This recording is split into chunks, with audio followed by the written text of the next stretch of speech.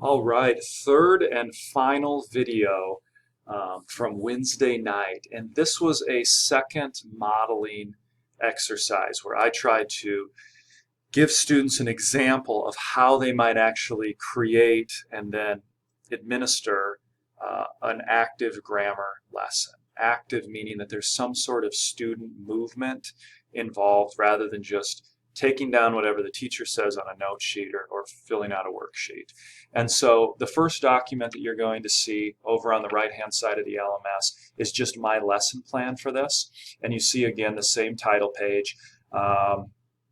The students and special considerations, I didn't change that from last year, so that doesn't represent our class. But then you see I actually go through the lesson planning. Again, those four major phases: anticipatory set, direct instruction. You see with the activity and the assessment, I actually divided the two and I moved the assessment down to the end. Feel free to flex any of these any way that you want to. They don't necessarily have to go in order.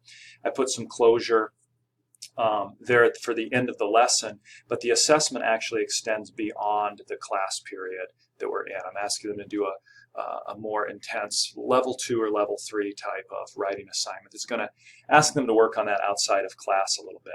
So let's go ahead and just get into how I organized then and how I actually went about teaching the lesson. As students came into the classroom, or ideally as they would come into the classroom, I'd give each student one or two of these little tokens, preposition tokens. And what I did is I just had a table at the front of the classroom, and I said, what I need you to do is take your token and put it in the correct spot in relation to that table. Okay, so I'm going to hold mine above, or I'm going to hold mine below, or I'm going to set mine beneath or beside or between these two tables, or on or under or over. Okay, so students are engaging with prepositions actively, and then we're able to have a little bit of a discussion on how do all of these words relate? What do they have in common? Oh, there seems to be a relationship between them and the position of the table, or where they rest in relation to the table. That's all I'm doing here with this anticipatory set, is I'm just trying to get students to, again, they're coming out of the hallway, I'm getting them to kind of focus their attention in on towards the objective that we have on hand, which is to go through these prepositions and to learn about these prepositions. So this is just giving them a little bit of exposure to that. After that, I'm going to go into an actual kind of slideshow, and I'm going to give them, I guess before I do this, I should show you the note sheet. So this is the note sheet. Again, when I go into direct instruction, I need to have something that's going to keep my students engaged while I'm talking, for 10 or 15 minutes at the most. And so they're asked to fill in the blanks for this preposition note sheet. On the back, they have a spot for activity 1 and a spot for activity 2. We'll get to that in just a little bit. But I want to take you through the direct instruction then. So this is the presentation that I actually gave to students, and I actually used when I was teaching at Lincoln High School. And so I would show this up on the front screen, and I would ask students, what do they notice about both of these pictures? Oh yeah, it's sports are happening, and I think, and so I encourage them to dig a little bit deeper. Okay, so when you're playing a sport, what does it mean to have a certain position? Oh, well, that's where you stand on the court, or that's where you line up on the field, or that's your job, your responsibility. And so that was just a nice way to kind of get us into this idea of preposition, because prepositions can show, amongst other things, position. And so we go ahead and we begin. And so I explain, generally speaking, a preposition is a word that shows relationship between two or more objects. It links nouns and pronouns, and at this point we had already been through the parts of speech, so I could ask them, hey, remind me, what's a noun? What's a pronoun? Okay, it's a different word to refer to a proper noun, great. And then here's some new information. The word that ends the prepositional phrase, must be a noun or a pronoun, is called the object of the preposition.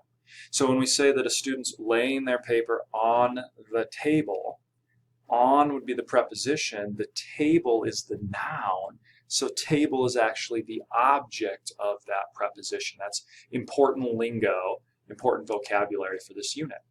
And then we go through the 4 different things that prepositions could tell you, most basically. They might tell you where a thing is in relation to something else. So the apple is on the book. Prepositions might tell you when something is in relation to something else. And so until or after or before. Prepositions might tell you the preposition of something in relation to something else. So the dog is beside the rabbit. And prepositions might tell you the direction something is traveling. And so the horseman is riding along the windy shoreline or toward the windy shoreline. I then bring up the squirrel, and I usually try to incorporate a sense of humor with this. I introduce them to my friend the squirrel, and I tell them early on in this preposition unit, you're going to have to give me a list. Your quiz at some point, your test, is going to be to list like 30 or 40 prepositions. And immediately it's like, oh, so daunting. Then I explain how their squirrel friend is going to help them. I give them these two sentences, and I say, if you fill in the blank of either of these two sentences, you're 95% certain that that is going to be a preposition. And then we also have the preposition of, which you can't really read here, but it's just kind of slightly strange preposition, but it is a preposition. So if I look at squirrel sentence number 1, the squirrel ran blank the tree. I could fill that with any number of words that, because they're showing the relationship between the squirrel and the tree, the object of the preposition, they're showing us that relationship in their prepositions. So the squirrel could run under the tree, around the tree, above the tree, through the tree, and those would all work. For the other example, number 2, blank the race the squirrel ran. Okay, well this is showing us more time, like before the race, or after the race, or between the race the squirrel ran. And so by giving them these two sentences, it opens up a whole world of prepositions and kind of gives them a little way to sort of verify that what they're thinking may be a preposition actually is a preposition. Okay, and so then, using the two squirrel sentences, I ask them on a blank sheet of paper, a note card, or on the back of their note sheet, to just list as many prepositions as they can in 1 minute. And the winner gets an awesome award, like they get to fist bump me or something, right? And so we did that. And then I asked, are any of these on your list? And I'm sure to say this is just a sampling of the possible prepositions you could have. And then we move into a second activity. And I want to show the importance of prepositions through poetry.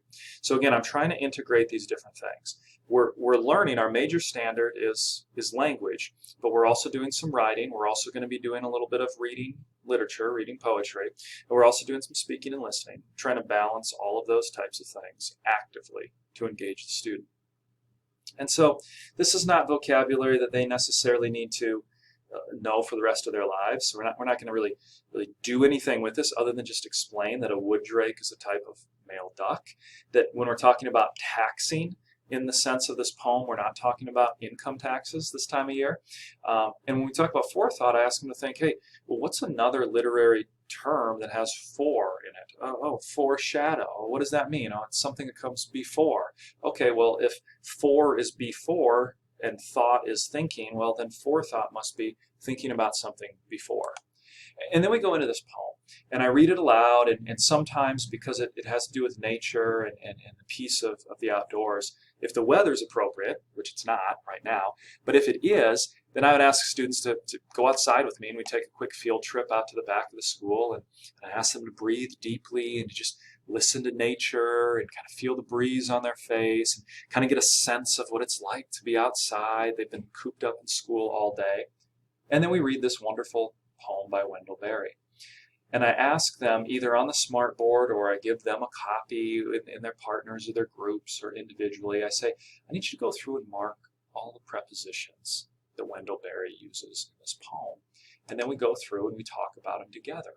We talk about the power and how important it is that we have these relationships, like he's waking in the night, and he's talking about going into the wilderness, into the presence of the still water, in the grace of the world, and just how we need this type of language. We need prepositions in order to convey the messages, the relationships that we're intending in our writing or in our speech. And so the next activity then is one in which I ask students to actually, on the back of their note sheet, go through and create their own preposition poem. 6 lines, and I give them the prepositions, and I say, just fill in these blanks. Fill in the sentences. Think about that experience we just had outside. What do you want to talk about? What do you want to convey in your poetry? And then after a couple of minutes, if a few of them are brave souls, they'll share with the rest of the classroom their preposition poem, and we'll clap or snap for them, and it's all good. And then I'll go on to explain that their assessment, their final writing assessment for this, is to actually create a more substantial poem in nature, that it has to be of a length that it's incorporating 15 different prepositions. And it has to have something to do with nature. They're mimicking Wendell Berry's poetry. So they're using this language idea, they're using the example of literature, and then they're using that to create their own writing as well. And then the final thing that I do to kind of wrap it up too is as a closure activity is I give, students are in groups of 2, and I give one of them a tree, and then I also give them the squirrel. I don't have the squirrel here, I don't know where he went. But I have one student using those 2 squirrel sentences describe something that the squirrel's doing, and then the second partner physically moves the squirrel. The squirrel's running above the tree, below the tree, under the tree, or whatever. And then they swap. So again, that's just trying to create more active learning, allowing them to play around with that just a little bit throughout the lesson. Okay, so I want to go just back real quickly to the lesson planning template. And I encourage you to just read through this again, just to see kind of how I paced things, how I went about this, how I broke the activity and the assessment into 2 parts here, and then gave them something that they can do outside of the classroom. And then when they hand that in, usually it was a Google Doc that I would just shoot out to them and they could just submit back to me. It gave me an idea of, do we grasp this basic level of prepositions? Are we able to identify and use them? Because now we need to build upon those for the next concept in our study of language. So I hope that these videos help at least give you a sense of what we covered on Wednesday. We talked a little bit about our unit plan. We talked a little bit about our active grammar lesson plan. And I was sure to let students know that I'm going to give you more details about that next week. And then I'm also going to offer you quite a bit of time just to have conversation, ask questions, and work on these final assignments as we push towards the end of the semester. So I hope this helps. If you have questions, be sure to let me know, and I'll get back to you as soon as I can. Take care.